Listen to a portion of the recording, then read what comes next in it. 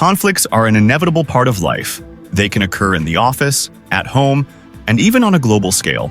But what if I told you that the secret to resolving these conflicts lies within us? Welcome to our discussion on emotional intelligence and conflict resolution. Imagine this. You're walking through a busy city and you accidentally bump into someone. Tempers flare, voices rise, and before you know it, a simple mistake turns into a heated confrontation. Now picture this same scenario, but with a different outcome. Instead of reacting with anger, both parties take a step back, acknowledge their emotions, and resolve the situation calmly. This is the power of emotional intelligence. In the workplace, conflicts can arise over project deadlines, resource allocations, or differing opinions. Let's look at a real-life example. In a renowned tech company, two teams were in conflict over the direction of a new product launch. The disagreement was so intense that it threatened to derail the entire project. A mediator, skilled in emotional intelligence, was brought in to help. Instead of focusing on the surface-level arguments, the mediator delved deeper, uncovering underlying fears and concerns. By addressing these emotions, the teams were able to understand each other's perspectives and find common ground. The result? A successful product launch and a more cohesive team. Emotional intelligence isn't just useful in the workplace. It's a crucial skill in international diplomacy as well. Consider the historic peace talks between two rival nations. Tensions were high, and the outcome seemed uncertain. But the diplomats involved understood the importance of emotional intelligence. They recognized the emotions at play: fear, pride, hope, and used this understanding to guide their negotiations. Through empathy and emotional awareness, they were able to build trust, ease tensions, and ultimately reach an agreement that seemed impossible at the start. Let's return to a more detailed story of office conflict. Meet Sarah, a project manager at a booming tech company. One hectic morning, Sarah walked into her office to find her team in complete disarray. Two of her top employees, Mark and Lisa, were locked in a heated argument over a project deadline. The tension was palpable, and the entire team's productivity was at risk. Sarah knew she had to intervene, but she didn't want to escalate the situation. Instead of jumping in with solutions, she decided to use her emotional intelligence. First, she listened to Mark's side of the story, then to Lisa's. She paid close attention not just to their words, but to their emotions. Mark felt overwhelmed by the unrealistic deadline, while Lisa was anxious about meeting client expectations. Sarah brought them together and acknowledged their feelings. She empathized with their frustrations and encouraged them to express their concerns openly. By fostering an environment of empathy and understanding, Sarah helped Mark and Lisa see each other's perspectives. Together, they negotiated a new timeline that balanced both team capacity and client expectations. What started as a heated conflict ended in a collaborative solution, thanks to Sarah's emotional intelligence. Now, let's shift to a global stage. Diplomacy often involves high-stakes conflicts where emotions run high. One such example is the peace talks between two rival nations. For years, these nations had been locked in a bitter conflict with little hope for resolution. Previous negotiations had failed because they focused solely on political and economic demands, ignoring the emotional undercurrents. But during a recent attempt, a new approach was taken. Diplomats with a strong understanding of emotional intelligence were brought in.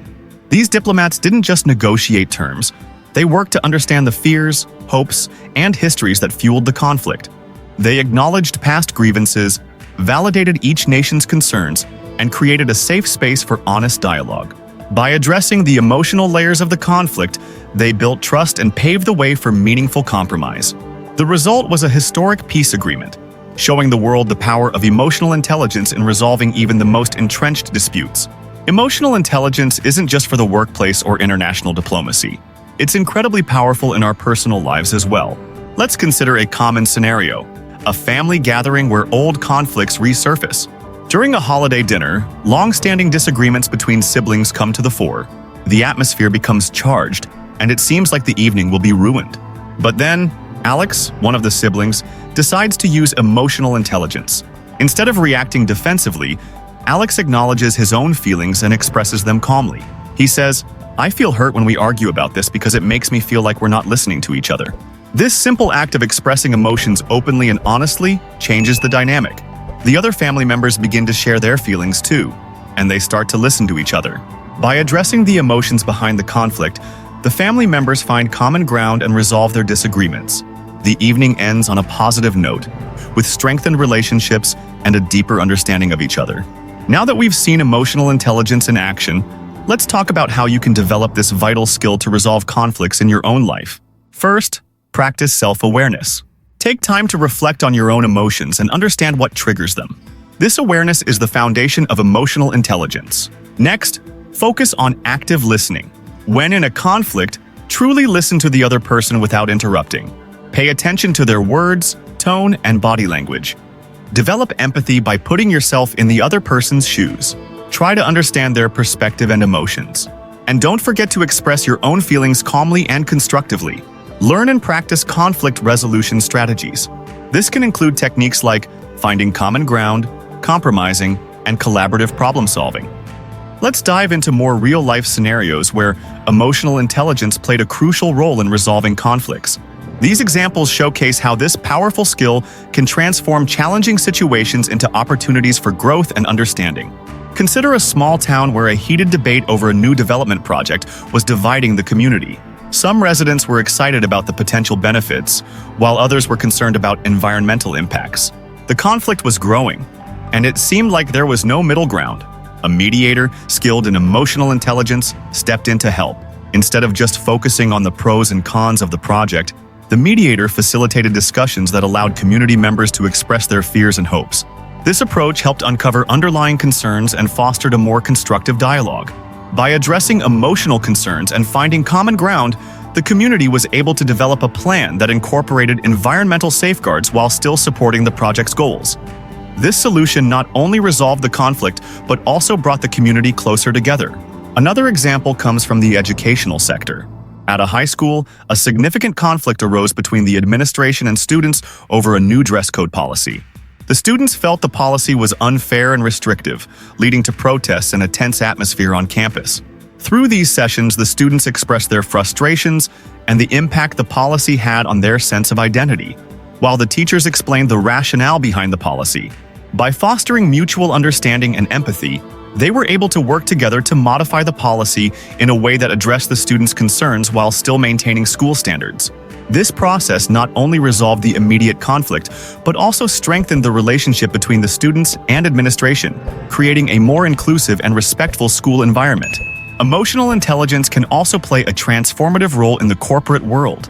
In a large corporation, a major merger led to significant tension between the merging teams. Employees were anxious about job security and changes in their roles, leading to conflicts and reduced productivity.